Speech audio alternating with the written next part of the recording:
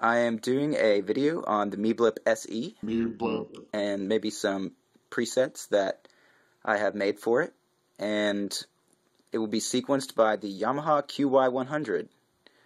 I think the combination of these two make the situation very portable. And they kind of just go together. As well as sequencing the Meeblip, the QY100 is also able to process the sound from the Meeblip and run effects over it, as well as amp simulations, and you know, you have reverb and delay and flangers and chorus and whatever. So I think the two really go well together. So I'll be recording all of this onto Reason 6.5, and let's get started. Here's some demos to show off just what the two of these can do together.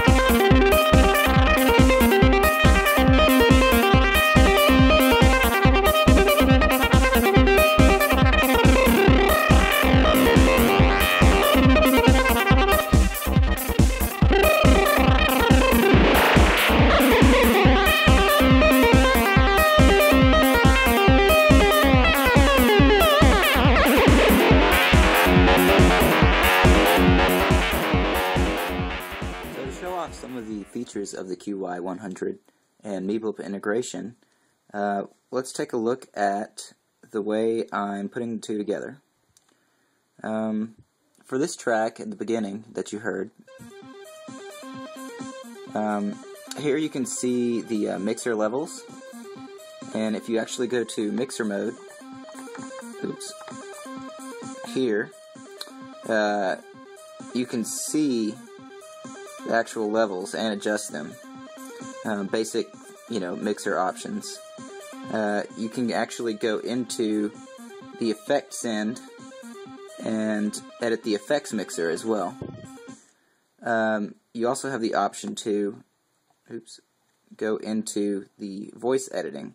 So if you can't edit the Meeblip, but for the onboard sounds, You have a cutoff and resonance filter, and you also have an ADR, no S, for the envelope for the amp.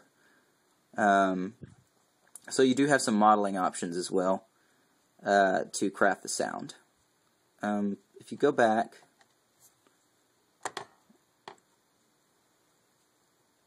this is the pattern arranger, and let me get it focused in. Here, this is where you actually write the patterns for the sequencer. Let's go to my Meeblip pattern here, and this is actually being routed out of the QY100 to the Meeblip over here, and the audio is being sent back here into the Yamaha QY100, and let me show you the sequencer track for this instrument.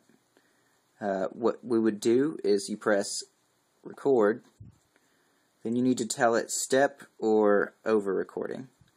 So we go to the step option, click enter, and then you press play. Now this is where it takes you to the sequencing step arranger. So I'm going to scroll right down here so I can actually get to the notes, and you can move around, and let's see if we can hear these notes.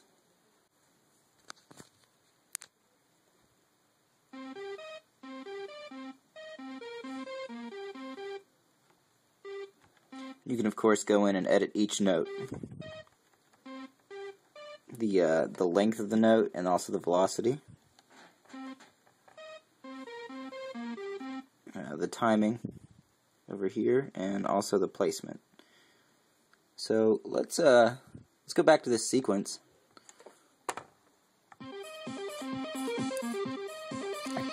And add some reverb to that.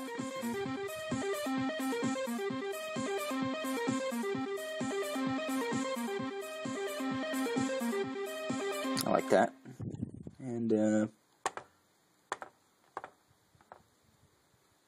there's also, after you make your patterns, it's kind of a typical pattern arranger interface for devices like this.